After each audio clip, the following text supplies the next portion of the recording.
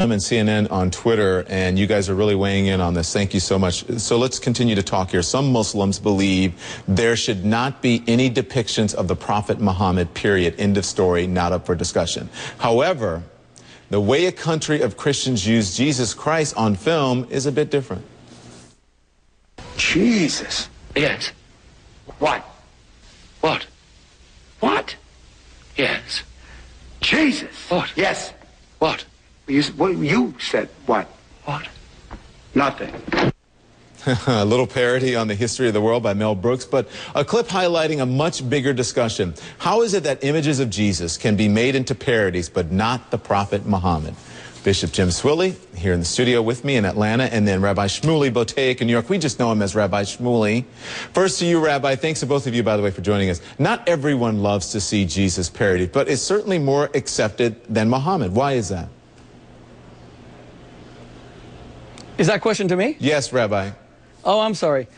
Well, look, Muslims need to understand that in any free and open society, everything is going to be fair game. And what they really need to understand is that no one can insult Islam except Muslims themselves. In other words, it is the behavior on the part of the religious people who profess a certain faith that will ultimately determine how that faith is depicted. If a Catholic priest is found doing something illegitimate with a child, he's disgraced his faith. If a rabbi does something that is wrong within Judaism, then he has maligned his faith.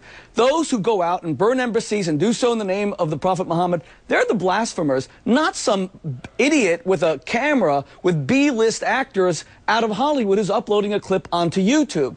So it is we who have to be judged by how we depict our faith through our actions. And we really need to tell our Islamic brothers and sisters, forthrightly and candidly and lovingly, because I respect Islam, that you run the risk of allowing the world to see your religion as violent by not coming out much more forcefully and condemning this violence. Yeah, and that's part of our discussion that we had this week as we were putting this show together, and that I had earlier with Mr. Mogul, and that we'll have a little bit later on. And before I let you respond, Bishop, I want to play this. This week, the idea came out that Jesus may have had a wife, and it didn't take long for the late night shows to go to town to have a little bit of fun with it. Check it out. Wouldn't that be something if Jesus was married? He can turn water into wine, but he can't take out the garbage.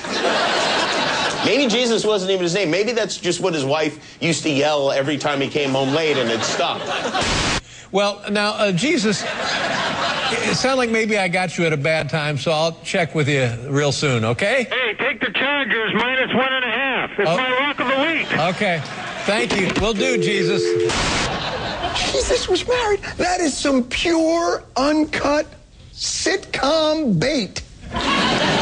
He can raise the dead, but heaven help him when he forgets to put down the toilet seat. Yes? Kevin James is Jesus in The King of Kings. See, so, Rabbi, to your point, this was all over the networks, but there have been no uprisings, no burning effigies of Kimmel, Letterman, or Stewart. Are we just looking at profoundly different cultures, or there's something to be said about letting words just be words, Bishop, as the rabbi said?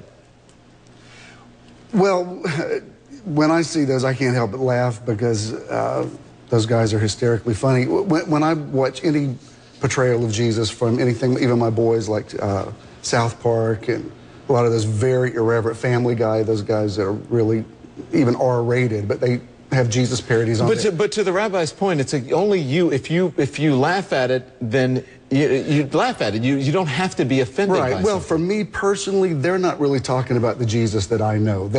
In my mind, they are skewering an image that people have about Jesus that really is attacking organized religion much more than it is the actual Jesus. Are you offended by that at all? No, because I know who Jesus is, and like even in some settings where I am, that's very ecumenical. I know that Christians don't like when you're sort of in that setting where you say all the faiths are accepted and embraced, because there's a great feeling among evangelicals that anybody that's not a Christian they're not going to heaven, they're not right, they're going to hell. My feeling is that, in all due respect, Jesus is a big boy. I mean, you know, you bring him to the party, he can take care of himself. And if I really do believe he is the King of Kings and the Lord of Lords, then someone doing a Mel Brooks parody or whatever, it's a non-issue. It's a non-issue. But again, as I was saying, you can't stop the march of time, because you Exactly. can upload this onto anything. Yeah. And if you want to live in a free and democratic society, that's part of living in a free and democratic society. But then again, we're looking at it in a Western way. Because when you deal with Islam, you're talking about national identity. You're not just talking about religion, you're talking about this is what you would call a Muslim country. Yeah. So it's the same thing. It's like someone insulting your mother or insulting your family or your school or whatever, except that when it comes to religion, you're dealing with the mysteries of God. Rabbi, you heard the jokes. We laughed at them. There were no burning effigies. Nobody issued a fatwa or anything for any of those guys. So then what gives here? We have the Book of Mormon playing a couple of blocks from where I'm sitting right now. That's right. Utterly blasphemous to the Mormons, and they're not at the barricades. Look, there's two very important points. First of all, a lot of our Arab brothers and sisters are living in countries where, forget about criticizing the Prophet Muhammad, if they spoke out against their own leaders, they would be put in jail or they might be beheaded. Try speaking out in Saudi Arabia against King Abdullah, or even in Jordan, certainly in Syria where they're fighting for their lives. So there's been a suppression of freedom of speech. But one of the lessons I feel that the world can learn from Judaism specifically is that in the Hebrew Bible, upon which all religions, Christianity and Islam, are built, there are no perfect people. No one is infallible. Everybody is subject to criticism. So, and Muslims are insistent that their religion is a pure monotheism, that Muhammad is not a deity. Unlike Jesus, he is not worshipped. So why can't his humanity be promoted? And that means looking at him in a more human pose. And I feel the same thing is true these days even of Christians.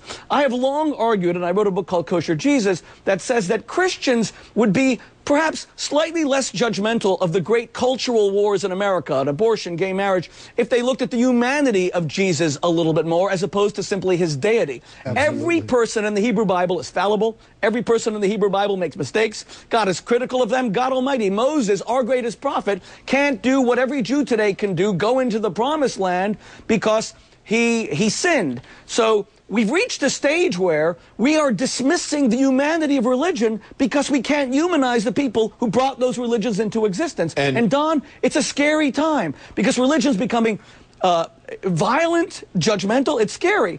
And I'm especially telling the world's 1.5 billion Muslims, who are my brothers, who are my sisters, that we Jews have a debt of gratitude to Muslims, taking us in from Catholic Spain in 1492 when we were kicked out, Catholic Portugal 1498. How did it come to this, that Muslims see Jews as their enemy, or Israel as their enemy, or America as their enemy? There is no country on earth that does more for the world's Muslims than the United States. Our soldiers defend Islamic women from being beaten in the streets of Afghanistan, and they die doing that. And we liberated 27 million Muslims in Iraq. Yeah. Thank you. Thank you. I know you're very passionate about it, and we appreciate it. We appreciate it. Unfortunately, though, we only have an hour for the show. Thank you. We'll have both of you back, Rabbi Shmuley, Bishop Swilly. We appreciate it.